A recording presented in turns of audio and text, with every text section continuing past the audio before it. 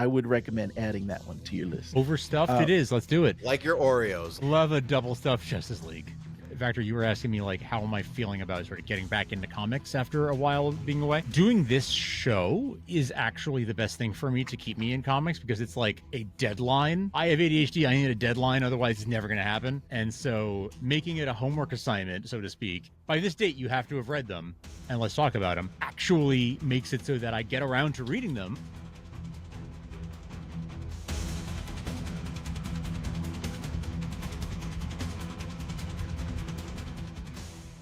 I'm Tim, and with me, as always, is Frank, but also with me, which means 3, is Justin Baxter. How are you today? Hello there. He's here. He's now. He's proud. He's wow. And how? Hey. Frank, how are you today? Doing great. So glad to be with you gentlemen again, because we're talking about my favorite character. Swamp Thing. Yeah. I knew it started with an S, though. You got it. I was way off. Nice. Very nice. Yeah, we're talking Superman on our annual monthly crossover with This Comic Cooks with Vector. Yeah. My favorite time of the month. It's that time of the month, boys. Excellent. Frank, what are you drinking? Are you drinking something? I am, in fact, drinking a Citizen Cider Wits Up dry ale style cider, and I am enjoying it out of the can in my This Looks Like a Job for Superman koozie. Awesome. Mr. Vector, what are you imbibing this evening? You won't believe this. I am drinking the A&W Zero Sugar root beer. He's got himself a root beer. And today, randomly on my TikTok, this guy, I don't know where it came from, but he goes, I always wondered what A&W stood for. And now I finally figured it out. It stands for hamburgers and root beer. So stupid. I love it. That's so dumb. The dumber, the better. I love it. Yeah, it had like 5 million views. I was like, yeah, of course. Why have I never seen this? Awesome. I am drinking another Little Wizard IPA from the Burlington Beer Factory. Nice. I was good enough to get a second one, everybody. Worth noting, I like IPAs now. Get on my level. I like this one IPA from this one company, mostly because it has wizards on it, but I like it all the same. So, Vector, you want to lead us through our Superman releases? Oh yeah, this is the shortest month of the year, February to 2025, but issues that came out last month that we didn't get a chance to talk about because the way that we do this, we're recording on Tuesday, new comic books come out on Wednesday. So we're going to have a little bit of overlap. So from last month, January 22nd, Justice League Unlimited number 3 came out. And since Superman is a main member of the Justice League Unlimited, I think it's only right that we talk about it. So we had not talked about Justice League Unlimited, I don't think, did we? On the last show at all? No, I don't think so. I'm curious, Frank, are you caught up on Justice League Unlimited, I should say? I have to admit I'm not. I actually want to, I would like you guys to sell me on it. Oh man. I am current on the Superman named or the, Okay, Action and Superman. Action, Superman, yes. and Absolute. Okay. Yes. Are the ones that I'm making an effort to like not miss an issue of any of those. But I'm open to dabbling in other things if you guys have if you guys recommend them. I only have 4 words. Mark Waid, Dan Mora. That's it. That's all I need to say because they were the team that got me on The World's Finest. And it was like my eyes popped out of my head. And I loved everything that you combine Mark Waid's encyclopedic knowledge of every character in a DC universe with Dan Mora's art, which like 2024 to me was like the year of Dan Mora. And it was the year that his art finally, like, he's been doing great work for years. And it was like, this is the year that it was like really came to my attention. And I was like, I cannot stop. This is the cartoony in the best way possible, like the animated feel of Dan Mora. And it's just this vibrant art style that I love, very action heavy. So that team was my team of the year last year. And so when I heard they were leaving World's Finest, I was like, no. But then now they're doing this Justice League Unlimited book. So I was like, oh, okay, I'm back. Whoo, I can breathe again. So that, to me, that is what sells the book immediately. I know you're a Justice League Unlimited animated fan, right? You were a fan back in the day. I was. What are you thinking about this book right now that's been coming out? We've got 3 issues deep into it. Truthfully, I think it's a little overstuffed, which is hilarious considering Too that many it's kind of the members. point of the book in its own way. But it does feel a little too big. Like there's no particular, it doesn't feel like any particular character arc, or like there is an ongoing narrative, but like we're so early into it that it's kind of hard to ascertain exactly what that is. And so I, like Vector, loved World's Finest because of Dan Mora and Mark Waid. And so I had really high hopes for Justice League Unlimited, and it's not really meeting them just yet. However, I would put it at like a B plus. It's not bad. Like it's a good read, but like basically any character feels like they could basically be anybody else. Ooh. Like it just kind of feels like everybody, like Superman may say a line, but that line could easily be given to Wonder Woman or Star Sapphire or Blue Beetle or whatever. And so that's where which is very unlike Mark Waid, actually. Yeah. And True. so Yeah. I don't know. It just feels a little unwieldy. And I'm hoping that will not be the case eventually. Yeah. Can I ask a very basic question? Sure. Is this in any way related to Justice League Unlimited, the animated series, or is this just the same title and nothing else? It is related in that like Justice League Unlimited was like any character could be part of the Justice League, and they have to watch Tower in Space. Okay. And that's besides that, no. It's really just using the same title, but it's not Correct. a Justice League Unlimited adaptation or anything like that. Okay. Yeah.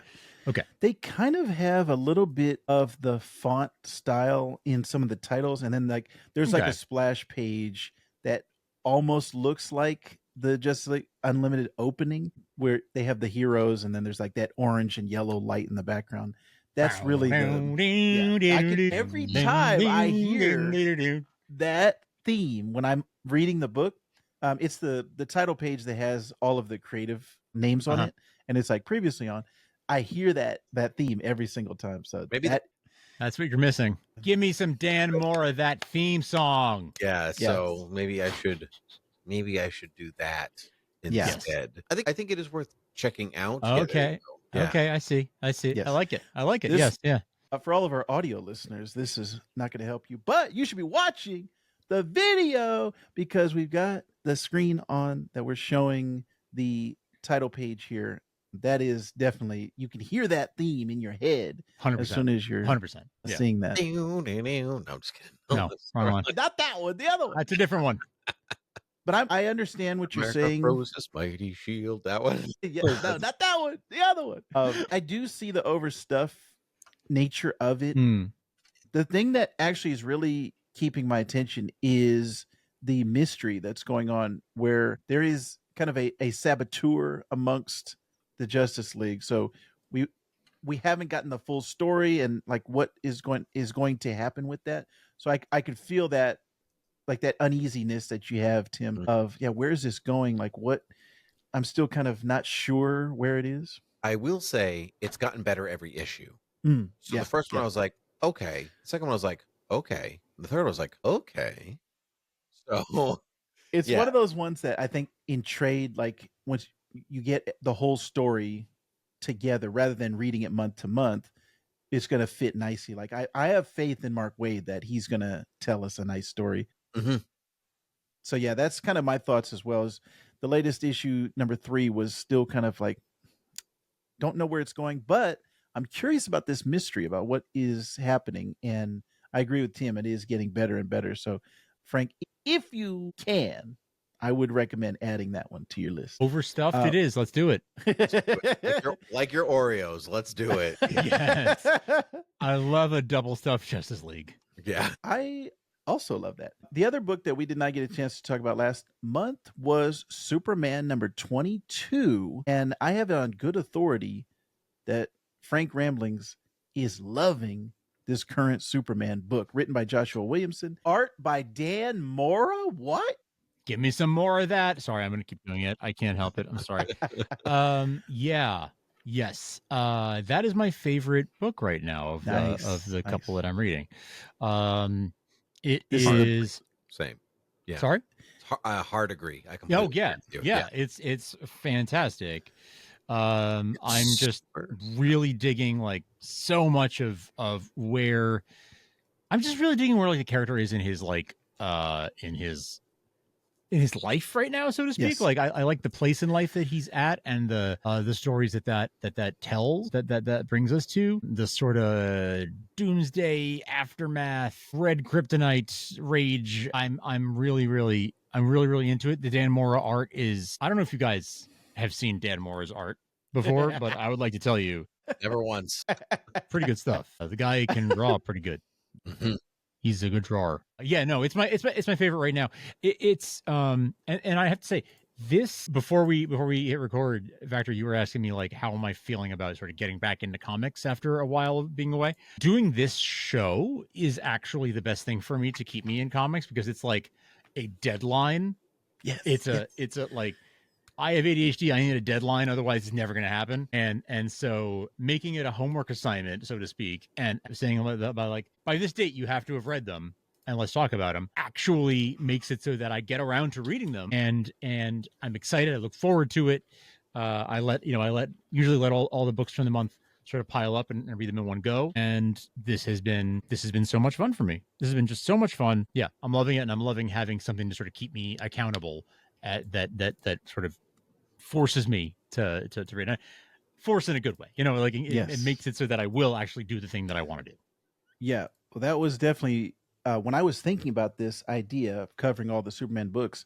It was that I think that idea was in the back of my mind, because when Tim and I used to do the Gotham Central podcast, that was the reason I was reading every Batman book. Yeah, and it kept me on pace. And then when we stopped doing that podcast, I was like, oh man, I'm missing what's going on in the Bat family. Like in the back of my mind, I was always like, man, what's going on? So I'm glad. That makes me happy that this is kind of keeping you on pace and on track. I had a question for you, Frank. What do you think about the Lois as Superwoman stuff? This is kind of in the middle of that, that storyline, or that saga that she's in right now. How do you feel about that? Because Lois is not classically a superpowered character. Yeah. I was a little conflicted about it at first, and I'm still sort of coming around to it, but really I kind of love the role reversal of it. I love the exploration of a human with powers, like, in particular Lois with powers. One of the things that I think about a lot, and I give credit to my friend Derek from the House of L podcast for this. Lois, Clark, Superman, and Lois are the things that we have from Action Comics #1. Like, Lois was there from the very beginning, right? One of the few things that was there from the start. Not much else can you really say that about that is still integral to the character. And so there's a lot with Lois that Lois has been given powers in the Silver Age and lots of different stories and whatever, but like really getting to see that character, who is also a legacy character, also 80 some odd years old, and getting that kind of exploration in kind of the first time in this much depth. I think it's a really special thing, and I think that what she's doing with the team that she's forming and everything, it's a really fun subversion of the sort of Superman family structure as it has been traditionally. It took some adjusting, I think, at first, but I've really coming to embrace it. I'm really liking it. Well, it definitely had the shades of All-Star Superman when he gave her the powers for a day. But like you said, it feels like the longest that we've gotten Lois with powers in the history of the character. And what I like about it is it gives them more common ground, almost related to like if your wife is working in the same industry as you, there's something where when you go home to dinner, you can have a conversation about, hey, did this happen to you? Because I've worked with my wife before in the same, actually, we worked for Dexcom, and we were in the same location, and she was, a couple desks down from me. Yeah. And I was able to relate to her about, hey, taking the same type of either calls or dealing with the same type of situations at work. And it really, I think, brought us kind of closer because we had that shared common ground. So for Lois to be able to, like she kind of talks about, like, you didn't tell me the air is different up here. And like just thinking about moving at super speed and hearing everything and like experiencing Clark's powers, being able to go up to the moon and have a date and throw darts with boulders and things like that. That to me, it's an interesting thing that we haven't necessarily gotten that in what 80 years of Superman, whatever it is. Yes, That's something that I figured they would have talked about.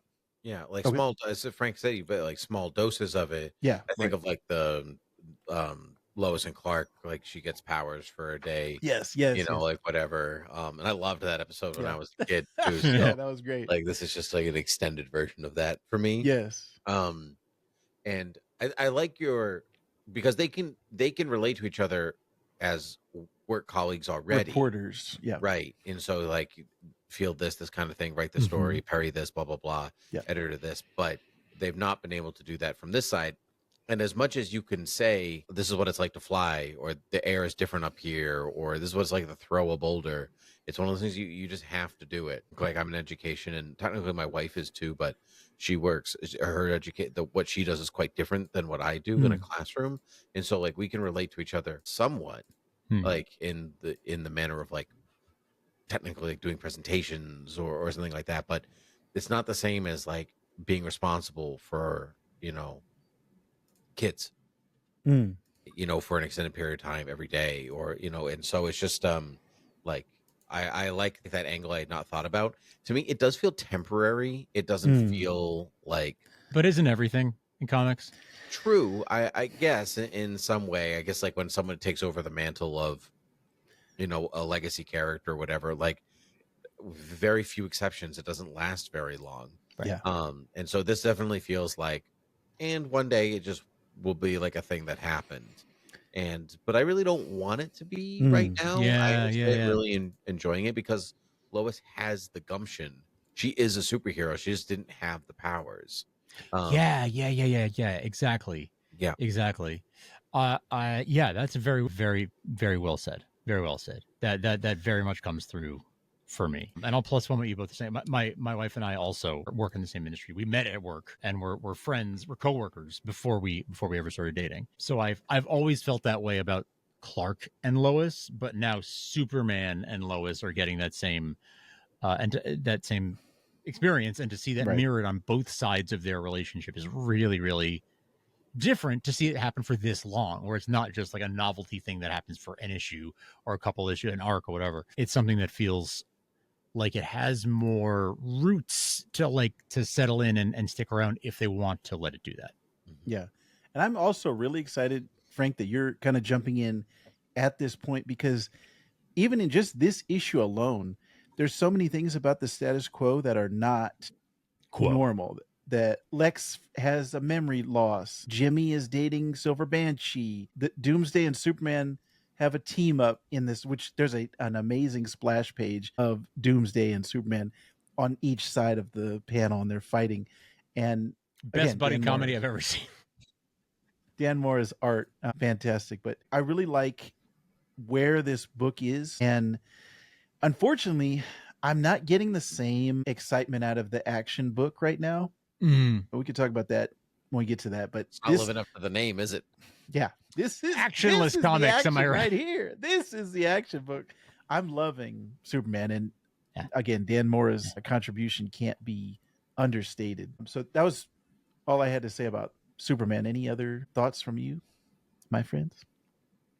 Okay, let's go to this month, February's books, and start off the first of the month. First week was February the 5th, Absolute Superman number 4. And this is my current favorite super book right now is the Absolute, and the whole Absolute line is really like Gannon and I we go back and forth in our kind of, are we into Marvel right now? Are we into DC? Like there's certain moments where it's like you're really into one or the other. This right now is my DC moment. Like there's so much stuff with All In and Absolute. There's so much to be hyped about. It feels like that New 52, like that rebirth, that sense of excitement in the air around these books. And Absolute Batman is blowing my mind. Absolute Superman is amazing. Absolute Wonder Woman is great, and I'm looking forward to the other Absolute titles that they're going to bring into it. But again, this book is all about kind of like subverting your expectations, very similar to like the Ultimate line at Marvel, where these are characters that I know in a different sense, and how do I play with that? And that kind of the butterfly effect of like what happens if you change one thing, but how do I still feel that core essence of the character? And Jason Aaron is doing a fantastic job. This version of Lois to me is one that she has that fire that she has in the regular universe, but this one it's more like she's a mercenary or like a spy assassin type, whereas in the other one it's like, oh, I feel that through her reporting, through her as a reporter. This one is giving almost like a literal version of, she's a commando ops team member. What are you thinking? Because we talked about the suit on last episode. What are you thinking about this version of Lois that we're getting in the Absolute universe? You said something that I want to ping off of, in that like you feel the fire in Lois. So this drive that that very famous Lois Lane drive that she has. And in this one, it's not about reporting, but it is still about uncovering the truth. Yes. If you like, she wants to uncover the truth about Superman. And there's even this little notation, very quick thing where General Lane is like, like, well, why aren't you, like, what is this nonsense about you writing your own like reports? And she's like, I just want to, like, the AI can do that for you. I don't want the AI to do it. I want to do it. And so I like that Lois still at her core in this dark Absolute world that they live in, this Darkseid-influenced world, is still seeking truth. But what I find most interesting about that is that it is Superman that allows her to emerge from this darkness that she doesn't even know that she's in. And now it's like she's getting better and better and better. And, and in come the mysterious Omega Men. But I also like that as a subversion of, like, obviously the Omega Men were already a thing, but is it in a dark side world, the Omega Men being like a good thing is like a subversion of the Omega symbol that is Darkseid's. And so like there's like a lot of good stuff happening, like subtextually, I guess. And that's what I like about it. It's still a little bit of the whole book itself is a bit of a slow launch for me. And so like I'm enjoying it, but I do feel like I'm having like every issue, I feel like somebody else is our point of view character. Oh yeah. Mm-hmm. And I'm kind of like, I kind of want that to level out a little bit, but I am enjoying it. I am enjoying it very much. This one, I think especially, I'm feeling more confident about Absolute Superman here. Yes. Yeah. They definitely have a lot of like world building and setup to go through, and Superman doesn't even appear till the back end of the book, and it's only for a few pages. But man, when he comes in and that like red cloud comes in, I was like standing up when I was reading it. I was like, yes, this is great. And Tim, you made a great point. It feels like Lois is like Neo and she's taking the red pill now, and she's like awakening. So that feels good to me. Which juxtaposes against Peacemaker. What's his name? Yes, Smith. Is it Christopher Smith? Christopher Smith, because he is Agent Smith, basically forced. Oh, nice. Yeah. He's basically being forced to take the blue pill, even though he's also trying to take the red one, I guess, if you want to keep going with the Matrix analogy. And so I like that. I like that very much. I had not thought of it that way. Yeah. It's definitely, it gets that sense and that feeling of Lois waking up, and then we've got like the Brainiac stuff in here where red cape Superman, is that what they right? Yeah, this is I love this stuff. And that's Jason Aaron. I think all of these writers on these Absolute books, I feel like they had a specific take, and it's not just, all right, let me just see what sticks. Let me throw something against the wall. It's like everyone has a specific point of view on these characters, Batman, Superman, and Wonder Woman.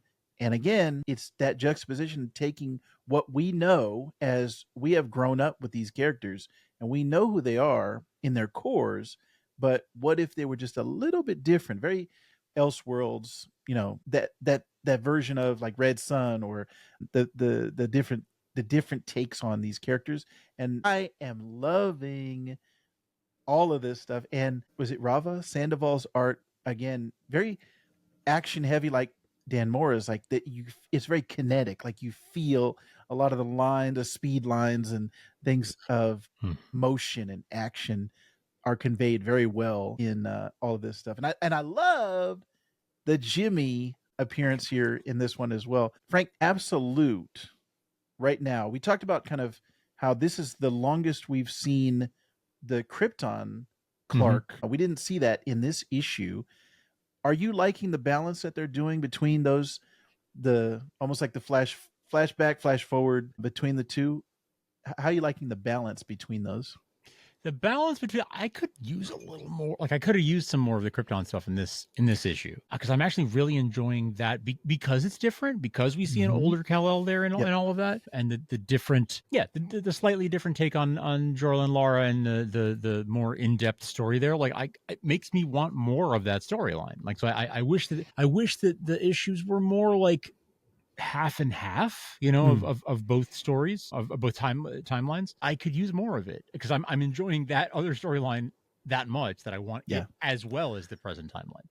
I feel like this is also going to work really well in trade once we get the first collection story arc. I think this is also going to be a fantastic one. But again, this is still my favorite super book that's coming out right now.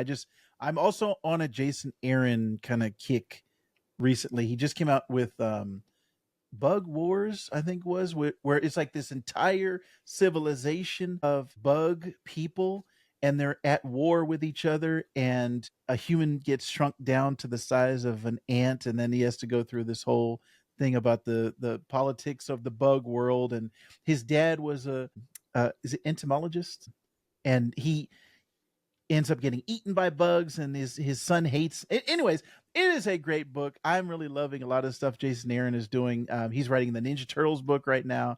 He's got a lot of like pokers in the fire right now. So that was Absolute Superman number 4. Then we shift over to the next week, February 12, Action Comics number 1083. Like I said, I like it. I need to put it out. I need to put it out there before everybody starts ragging on it. I want to explain to you why it's good. I have to. Yeah. Tell us. Let me tell you why it's wonderful. Yeah. All right. So I think it's great because it's showcasing Clark's ultimate desire to, one, uncover the truth because he's a reporter, which is something that it gets sidelined a lot in favor of Superman punching things. And 2, it's him believing in the inherent dignity of the person, and that everyone is capable of change and goodness. And when those things don't line up in his head, he cannot let it go because he has a Superman complex. And the originator. And so I'm actually really enjoying that story because it's a story about Clark and Superman unwilling to give in.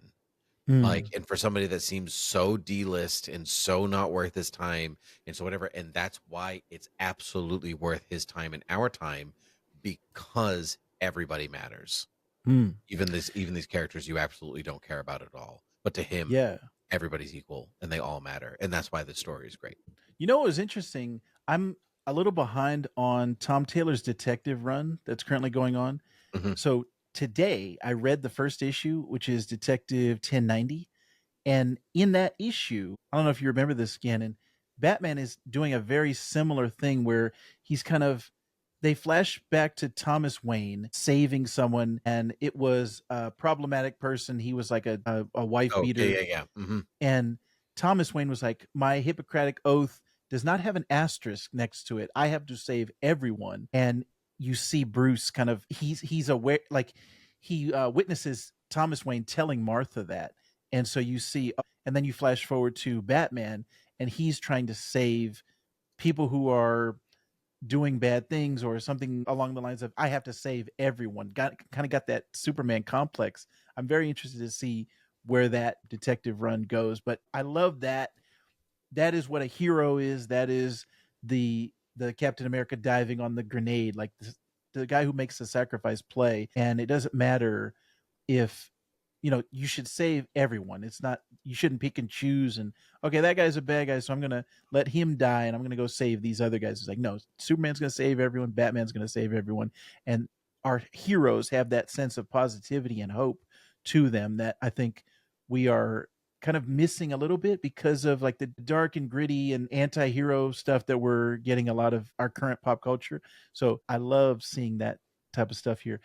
Frank, Action Comics, how are you enjoying this so far?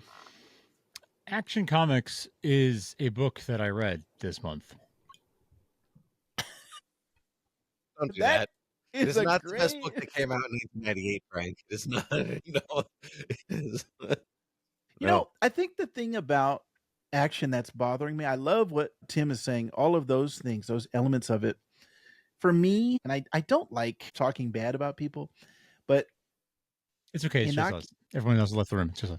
And whoever's watching this on a very channel. All right. Anyone who is related to Inaki Miranda, who is the artist on the book, turn off the next couple of seconds because I do not like this art style. And interesting. The cover art to me sets up, and I always don't like it when they have that where the cover artist is different from the interior. It bothers me so much. But isn't that like 90% of the time these days? Well, the thing about that is if you can get an artist that is a similar style, and can kind of like, it's not exactly the same, but you could see they're in the same ballpark.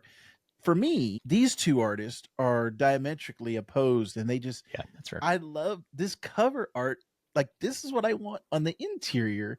And so when I get into the interiors on this book, I'm like, man, so I'm already like starting from a step behind. But I love that about Superman and the dichotomy between balancing what you're doing as Superman and balancing what you're doing as Clark Kent. I just wish it was a little more consistent on the art, because there's just sometimes where the faces are kind of weird and just doesn't feel like, faces are a big thing for me. Is when faces feel off, it throws off. Like, the anatomy can be perfect and great, and then when the eyes are wonky or the mouth is off, I'm like, I'm with you. No, I understand exactly what you mean. And can you remind me who's doing the cover art on Action? Because he was the interior artist on the Robin book, the Lazarus Island book. Yes. Which was an excellent book, and I can't remember his name, but I loved Glenn something, Malbeck, Melchior. Glenn Melnikov. Gleb Melnikov. Gleb, that's it. Yeah. Gleb. Great stuff. Like I love when he does the interiors for books, and I do wish I'm the same. I wish that he was doing the interiors here. But I actually don't mind the art here at all.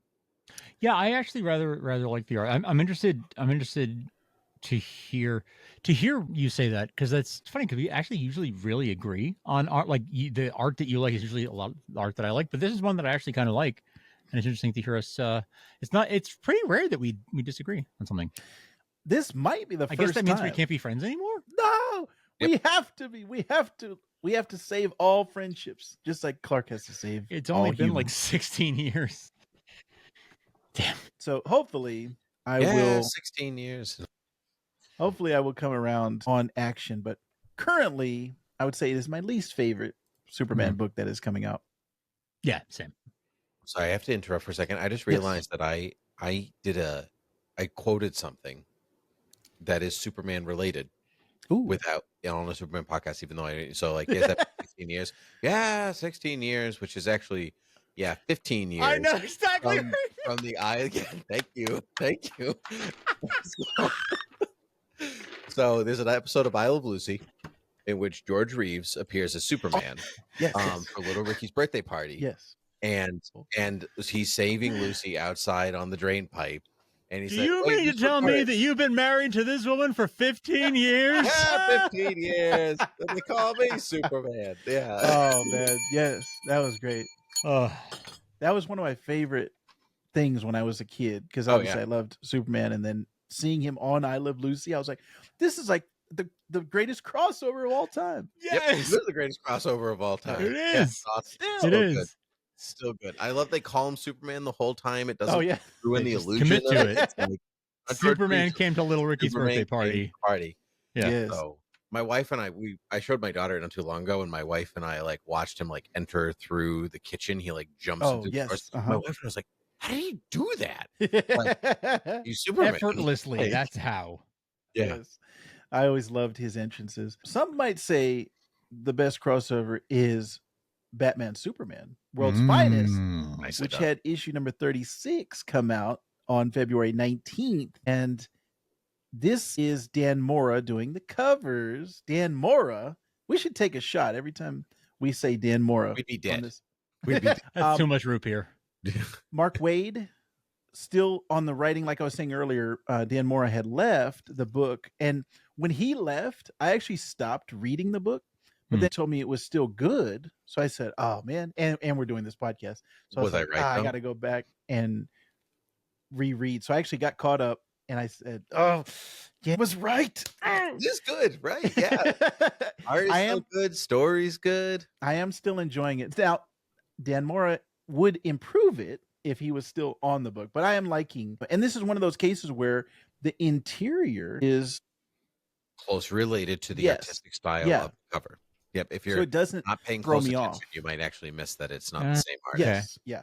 So the interiors are Adrian Gutierrez and Mark Waid. This is the part 2 of the storyline where they're going under the sea with Aquaman. And I'm really liking this storyline, and they threw in the Floronic Man. He's having a moment. Like, yeah, because he was just on Harley Quinn. Yeah. And I was like, oh man, this is like corporate synergy. But I love those type of characters that they're kind of underrated and they can do amazing things. Like if you think about like Swamp Thing was a big example for me for a long time, where I was like, oh, Swamp Thing, he's a dirty old plant. And then when I read Alan Moore's Swamp Thing, and it's like, oh, he's going to other planets, and he's going like the plant life on the moon, and like the depth of his power set is like, whoa, I was way underrating this character. Floronic Man feels very similar, where he's like, okay, I can go into any plant under the ocean and I can control all these things. And he is a match for both Superman and Batman in this book. So I was pleasantly surprised when I saw Floronic Man show up in the last issue, and this one I was like, oh man, this story just keeps getting better. The war that's going on under the sea between these, I forgot they're called Poseidonites or something, and the Atlanteans, and Aquaman having to stand up as their king and not show any weakness, where Superman could just go in there and save everybody, but Aquaman has to do it for his Superman's people. former girlfriend, the mermaid. Which also, I am working on a Superman video right now for this Comic Cooks, where I'm talking about every time Superman married Supergirl, and I like to say every time, as there are many times that it has occurred. There are multiple times, which hopefully that video is still underway. But once that comes out, everyone please check that out. But anyways, in my research, I was going through kind of a lot of his love interest, and Lori Lamaris came up as one of those, and it's funny how many of the double L's that he has been with throughout his romantic. He's got a type. He's got a type. Lori Lamar, Lang, Lois Lane, Lex Luthor. He's got a type. Yeah. Which I was very shocked that is this, and like I said, I got caught up on this, so I can't remember if this was the issue. Is this the one where he kisses her? Yep. Is this the issue? Okay. So do we think that is mind control? Nah, he's being controlled, yeah. Yeah, there's Because no when way. I saw that, I was like, why would he? Because we know. Well, actually, wait a minute. No, this is the past. So he's not Okay, yeah. married to Okay. Lois or anything Yes, because Dick yes. I Grayson's forgot still about that. Robin. Yes. So Okay. it's very That's right. full on. But I mean, Dick Grayson's Yes. but I Robin. mean, like this current arc of World's Finest has like everything you want. It has Superman, it has Batman, it has Robin, it has Aquaman, it has Swamp Thing, it has Floronic Man, it has Lori. It's got And all that's the Mark goods. Wade. Yeah. It's Like got that's Mara. his, Yeah. like I said, he is so good at bringing up these Silver Age characters and very actually James Gunn-esque as well, where it's like bringing up these forgotten characters and they're still relevant and still they all have value and they all have merit, but they may have kind of fallen through the cracks over the years and they're not the big three and they're not the ones that get all the attention in TV shows and movies. So yeah, I love seeing all of these, bringing back Golden Age and Silver Age Easter eggs and stuff like that. So when I saw Lori Lamaris, I was like, yes, this is great. Because I always remembered that as a kid. I was like, Superman was dating a mermaid? That was always one of those things that brought me joy and a smile. Batman Superman, World's Finest, number 36. And that's all the books that have come out to this point. Now, like I said, tomorrow we have some books coming out. So we will talk about those on next month's episode. But it's going to be Superman 23 and Justice League Unlimited, number 4. So stay tuned for this month in Superman March edition. We got some honorable mentions, boys, of some books where Superman does not appear, but some of the super family appears. Shazam number 20 had John Kent in it. There was a second printing of Superman, The Last Days of Lex Luthor. And then Power Girl number 18, which I am not reading. Are you reading Power Girl? No, and it's ending in 2 issues. So Oh, that's right. Yeah. I hadn't heard read any Power great Girl things related about it. stuff since Amanda Connor's. Oh, yes, run. that was Amanda the Connor, best. yeah, Amanda that's Connor, right. one of my favorite It was artists of such all a- time. and it was a Yes. great book. It was so Yes. fun. So if there's any super family, which I got to say, Frank, you're joining also at a great time for the super family because like the Steel side of the equation, and which includes Lana Lang as Superwoman, Supergirl, all these elements, the actual family themselves of John Kent, Ortha, and Osul Ra, like the core Superman family is great. Superboy, a lot of Superboys are flying all over the place. So there's a great super family that I'm really enjoying right now. Which is like, I feel like the exception in sort of Superman, the long arc of Superman history. Good stretches of Superman family stories are kind of few and far between. I would agree. And it's really nice when you settle into one of those stretches. Yeah, this is like finally I feel like starting to equal the Bat family. I'm feeling good about all of the members of the super family. It feels which I didn't before. stable. Yes. It actually feels like there's some stability to it. Yeah. Like they're not really going anywhere anytime soon. It doesn't feel like a gimmick. It doesn't feel like a temporary thing. Yep, very stable. I agree. So we also have a bit of Superman news to talk about. Before, I wanted to get Frank and Tim's thoughts on the darkening of the DC universe. Before we do that, real quick, the Folio Society released a deluxe Superman collection, which was a 312-page compendium, which featured 11 iconic issues curated and introduced by former DC Comics president Jeanette Kahn. It also included a replica of Superman number 1. And I always like when they include, because a lot of us are not going to see Superman number 1, Amazing Fantasy number 15, like the first appearances, Action Comics number 1. So seeing these little replicas are always cool. I like that. There he is. He's got one. He's got one.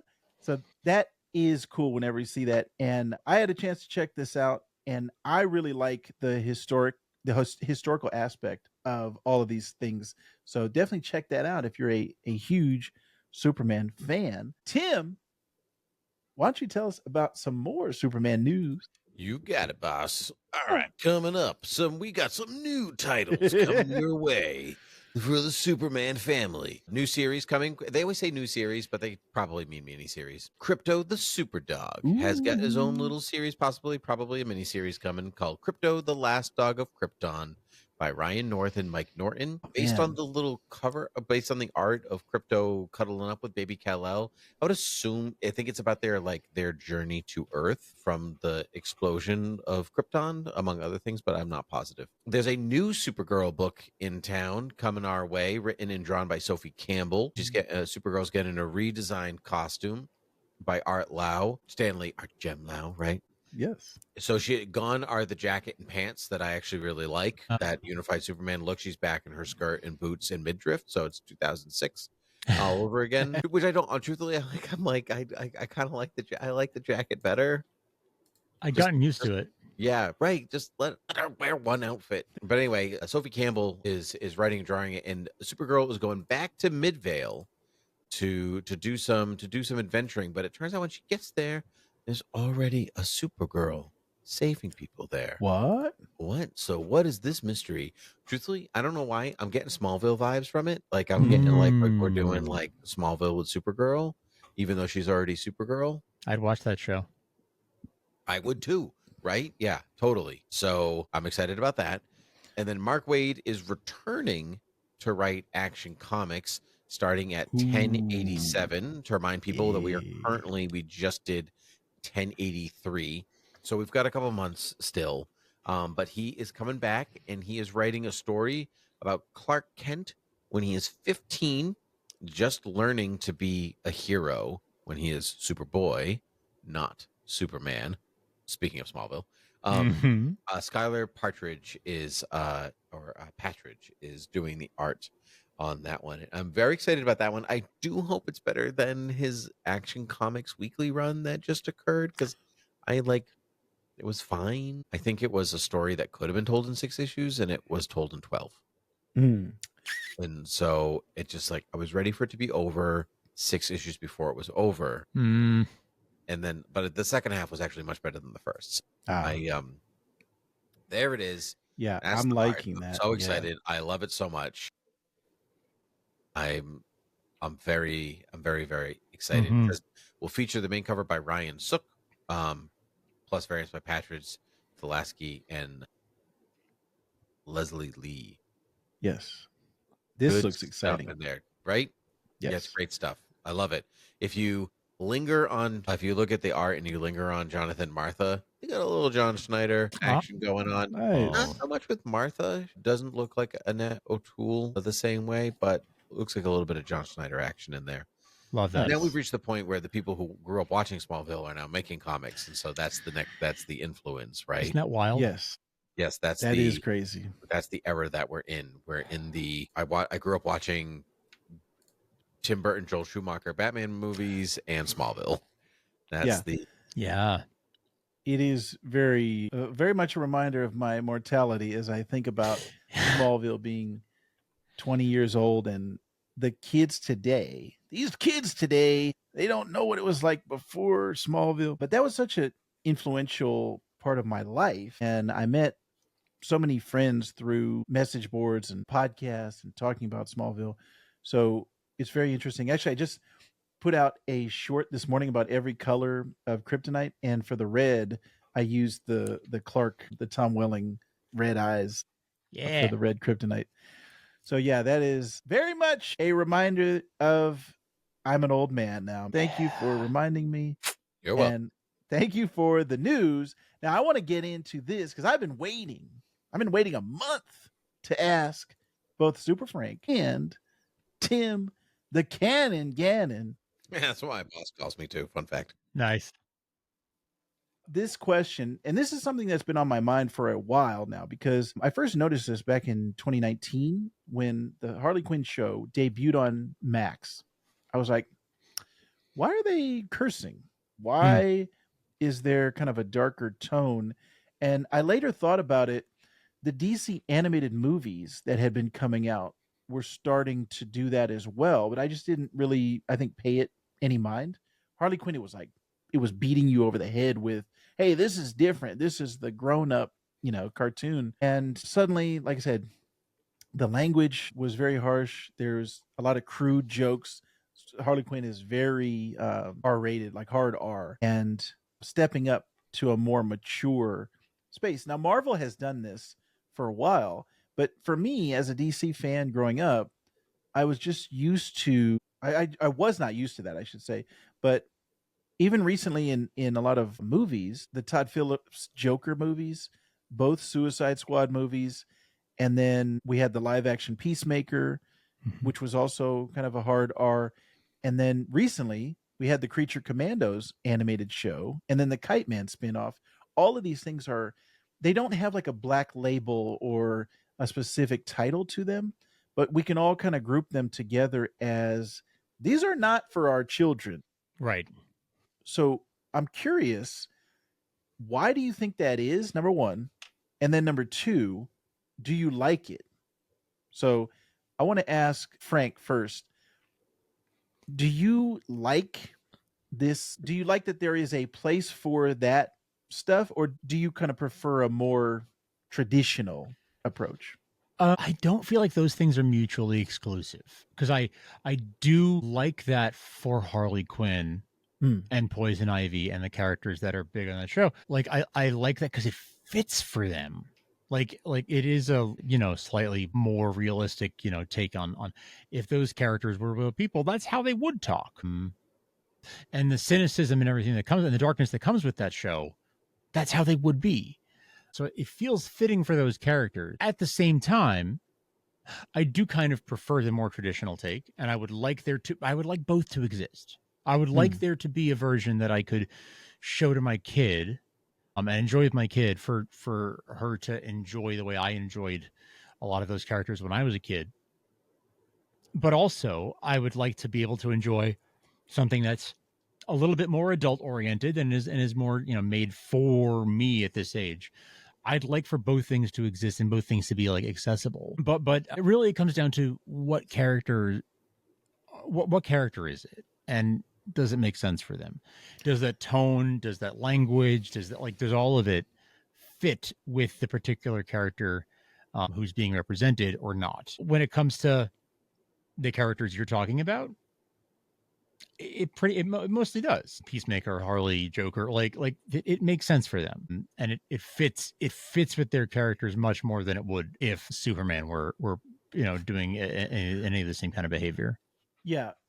You bring up a great point in that character specific, and I think that actually might be where I get a little turned off, because in the Harley Quinn version, Superman and Batman and actually James Gordon as well, they're written to an extent of these guys are almost like squares. Like they aren't cool. And Harley Quinn is cool and Poison Ivy is cool, but Batman is not the hero that we know him to be. Actually, this recent episode was like a murder mystery, and Bruce was just treating Alfred badly. He wasn't a good dad to Dick Grayson and Damian. And it's like, that's not really the Bruce Wayne character that I know. And I really noticed that with James Gordon, where he was like an alcoholic and kind of just, he was desperate and a loser the whole first season.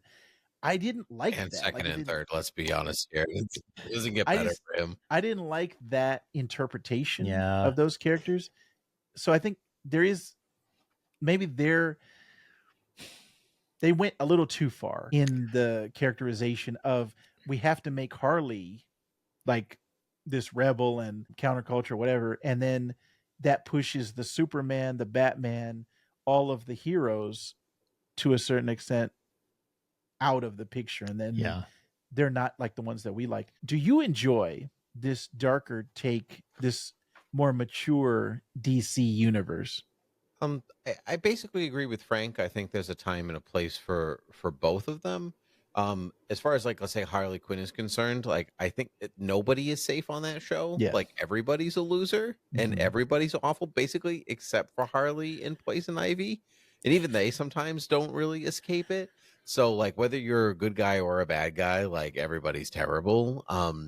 And so I think that fits for the show that that it is. I do think there is a distinct lack of modern programming that is kid friendly from DC now.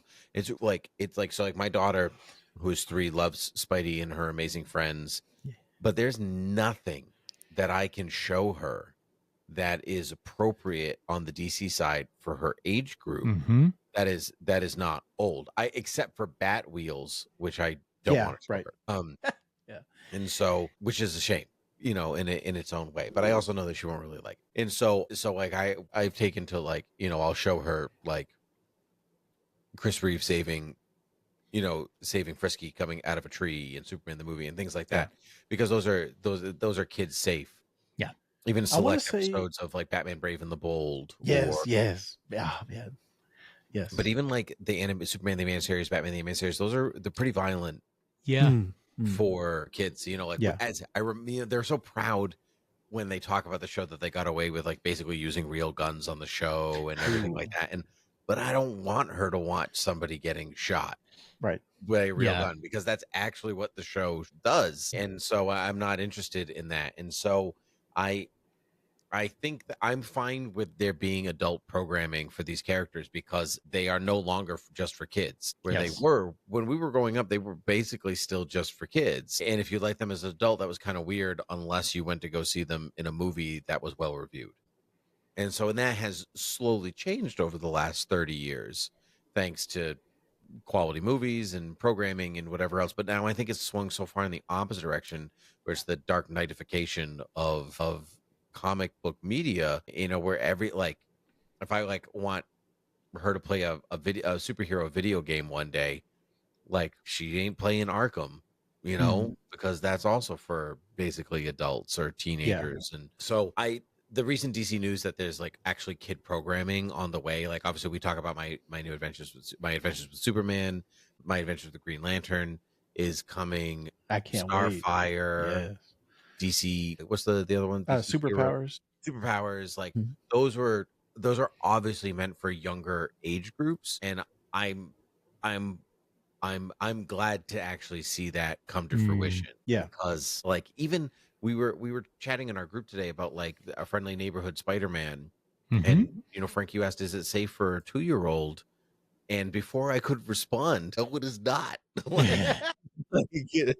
Like, I couldn't get there fast enough. Like, must learn to, look at my phone at work, or something, that's really the lesson here. Is that you should be looking at your phone. Yeah, always have your watch. I couldn't help you. I'm sorry. And so, but like to your point, like I would even consider like that's a kid's show. It's Y7, right, or whatever. It's meant for kids. But they're saying actually PG. TVP, like that shouldn't be. Yeah, right.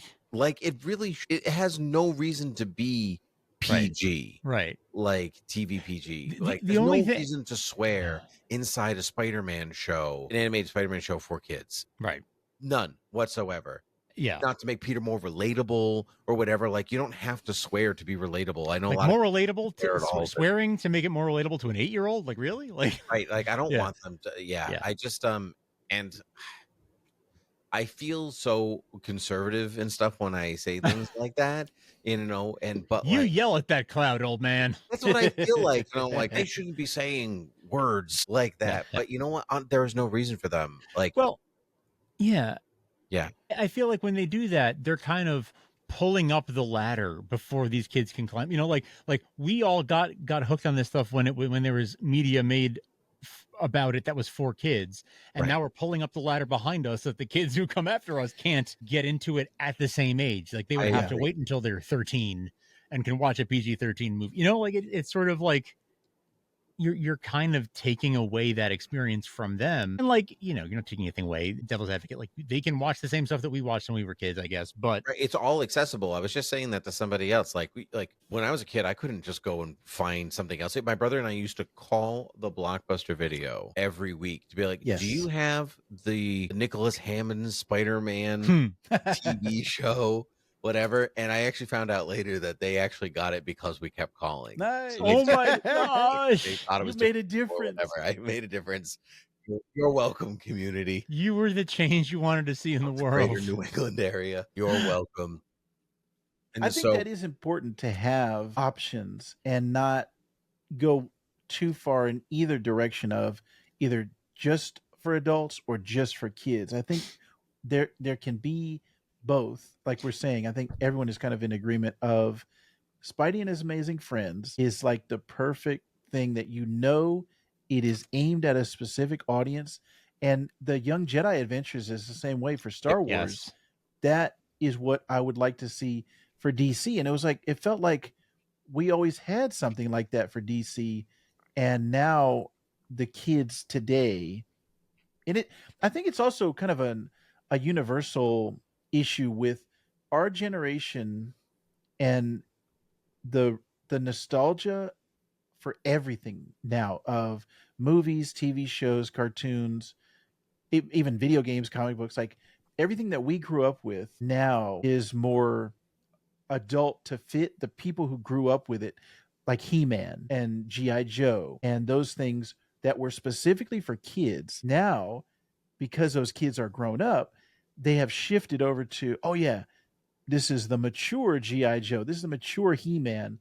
Although they did have a He-Man at the same time running. There was like an adult He-Man and a 3D rendered He-Man running for kids. No, yeah, so that was Revelations was running. Yep. I wish they would do more of that because a lot of properties and franchises today, and it's also, man, this is like a larger thing, but no new ideas in Hollywood and not, everything is either based on an existing property and franchise, and nobody wants to take risk anymore because, okay, we have to make a profit and we have to make money. So we have to go with what's safe because that's the most reliable version where you don't have people taking risk and taking chances.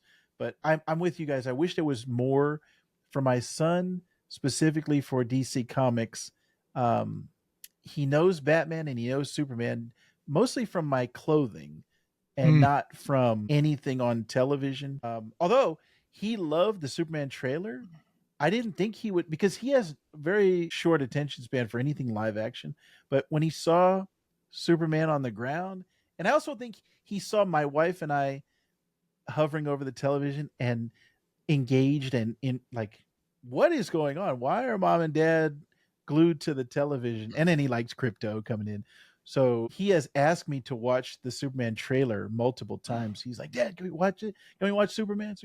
So that, and then he also had that with the Fantastic Four. He loved the Thing, and he saw the Thing on my shirt, and he was like, oh no, what's the Thing trailer?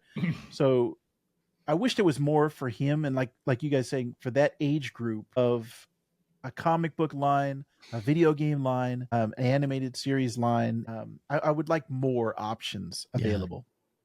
The comics really have not been for kids for decades. No, they have their own right. They have a separate line for younger readers. If and they you really have have to look for them. Right. You have to really search them out.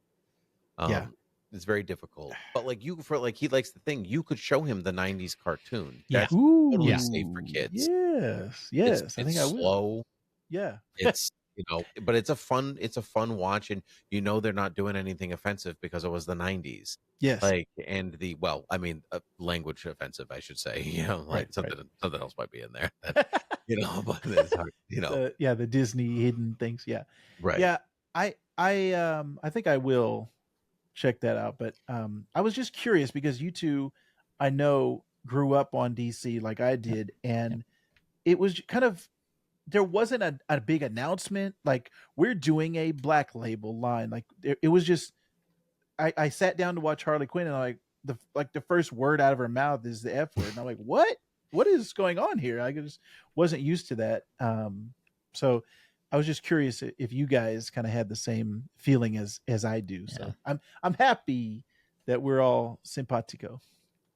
On the Harley thing, I feel like talking about Superman and Batman being squares, I kind of feel like Harley Quinn is made for people who don't for a little bit more of a cynical audience. Yeah, I can see that. Who doesn't like those characters as much, who doesn't like the hero characters as much, right?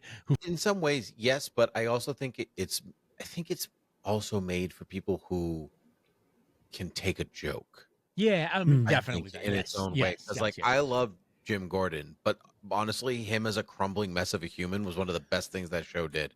It's hilarious.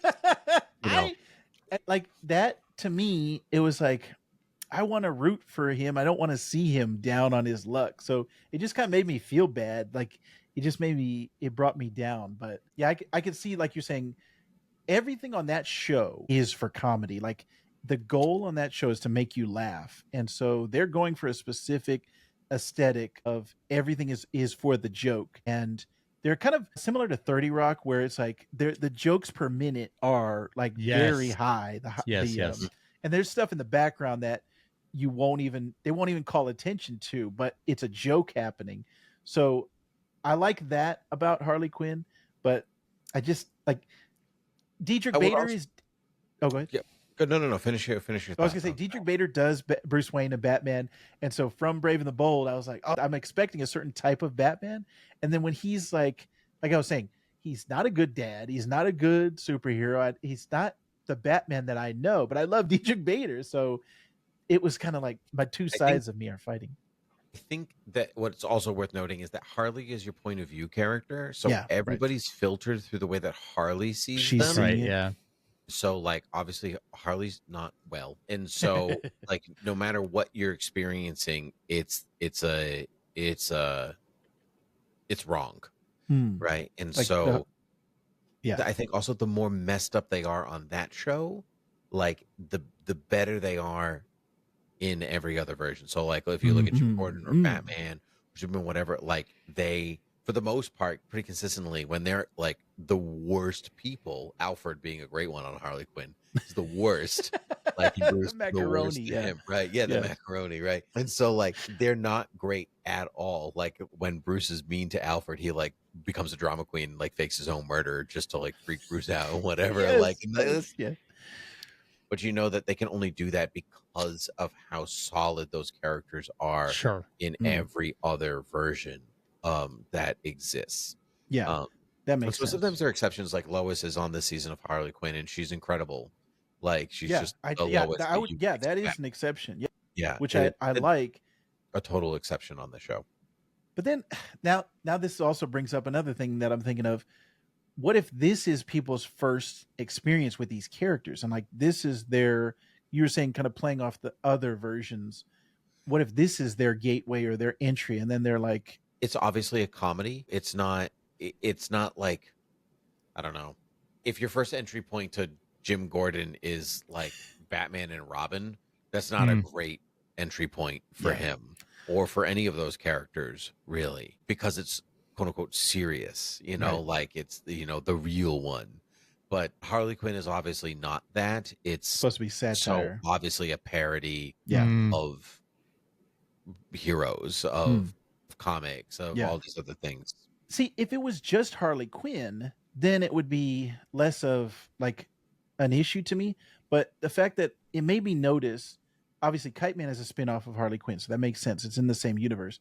But with the Creature Commandos, with the Suicide Squad, both Suicide Squad movies, with the Joker films, and then I was thinking about the animated movies that I was loving those when they were first coming out.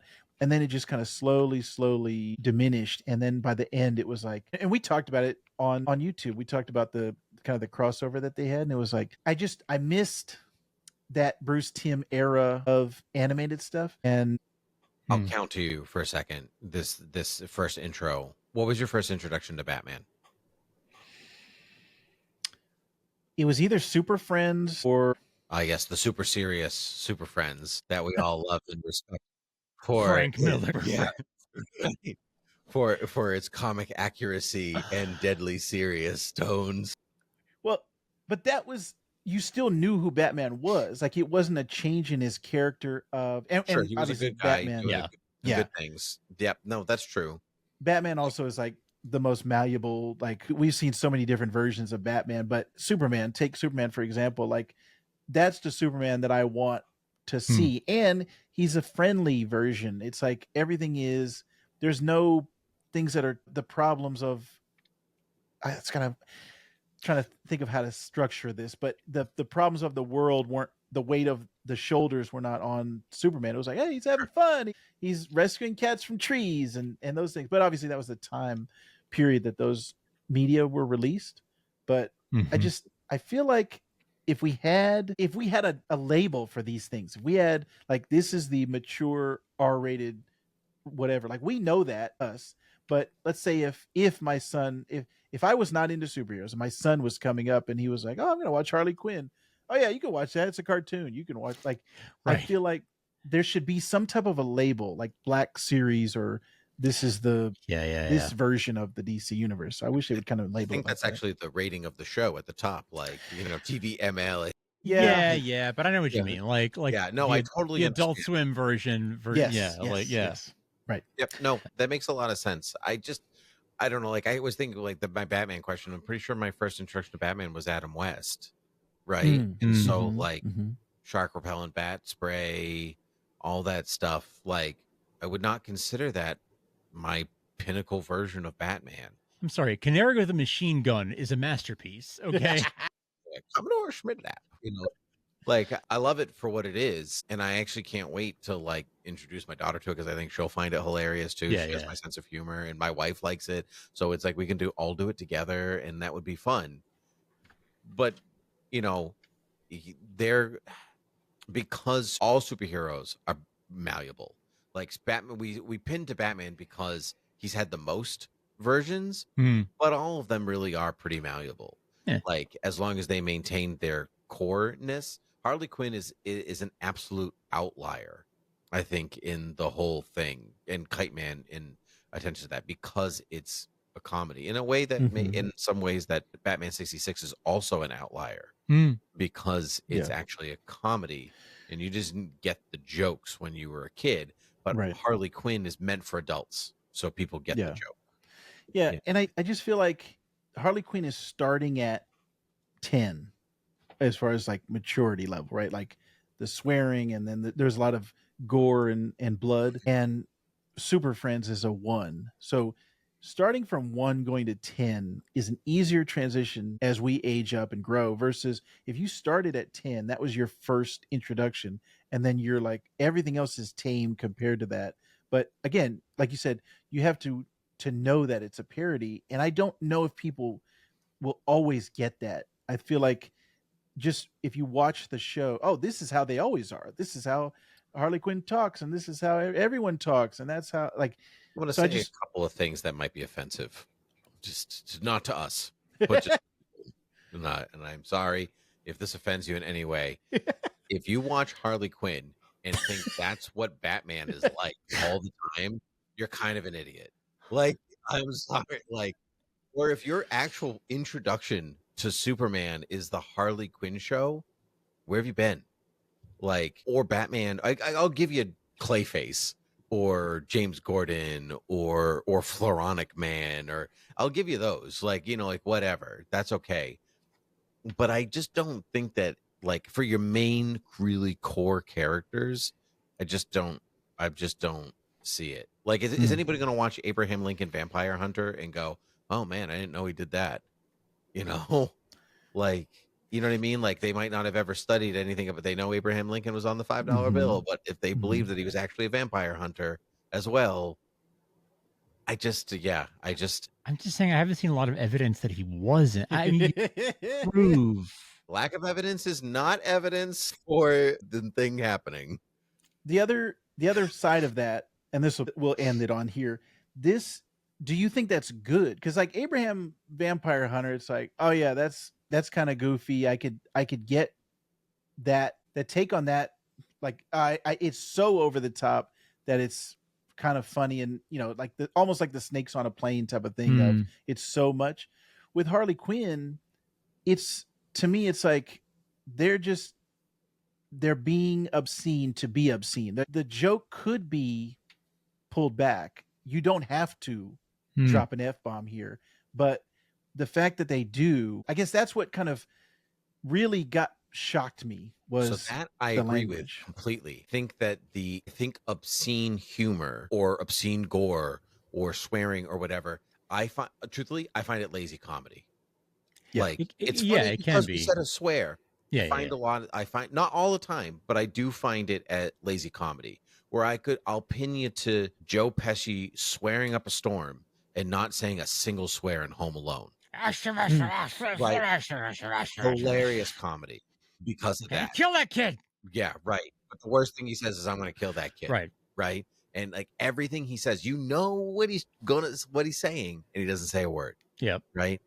The thing about Harley Quinn show, it's always kind of been like a superhero show for people who don't really like superheroes. You know what I mean? Like it always was that. It maybe just does it to varying degrees. When you see Superman and Batman on the show, it's really hitting you over the head with like, superheroes suck, don't they? But like, yeah, they're lame, aren't they? But like, that's kind of the undercurrent of the sense of humor of the show. Sort of is this sort of nihilistic. And Harley's point of view. Yeah, yes, that is Harley's point of view. Yes, right. Yes. Yeah, and I guess Kite Man is supposed to be the flip of that because he's supposed to be like a hero, like not a hero, but he has heroic tendencies. He strives. The superhero version of the Harley universe, and then you're not getting the Harley perspective on that show. So yeah, maybe that's the flip side of it. But it was an interesting thing for me to think about because DC, in my mind, has been ingrained as the family friendly. And I think maybe like the Robot Chicken parodies were the most obscene, like the levels that the language that they use on that was the most I had seen. And the Harley Robot Quinn. Chicken parodies are made with love, right? Like they're made from people who love that stuff. Right. And I so would argue that Harley Quinn is also made by people who love that stuff too, though. Yes. I don't think it's to the same effect. And I wish they would do more of like the behind the scenes documentaries that we used to get a lot on DVDs and stuff. But the stuff that I've seen, like most recently, the actor who voices Bane was on the official DC podcast. Mm-hmm. And I didn't get the sense that he was a big superhero fan because he was saying like the Christopher Nolan version was the only version of Bane he had ever seen before. And he's doing that impression. And I don't know if the writers, I haven't seen anything, if the writers are like big comic book fans. So to me, it doesn't, without knowing that for sure, I don't get the sense that they are huge comic book fans from their material. Whereas like Bruce Timm, Justice League Unlimited, I felt like those were love letters to the characters, and Bruce Timm in his heart was a comic book fan and a fan of those type of things. But I think it would ease my apprehensions, I would say, if it was called Black Label. Just call it Black Label, because we already have that in the comics, and that would help me in my mind compartmentalize like, okay, this is this and this is this. Even though I know with the TV ratings, it just would be something that the extra level of that. So very interesting conversation, my friends. And that's why I love talking to both of you about all of these things. And hopefully you are enjoying it out there and you're enjoying our take on the different Superman books that are happening all over the place. Thank you very much, Frank and Tim, for joining me and for having me on Beer with Geeks. Always a pleasure. So close. Perfectly timing.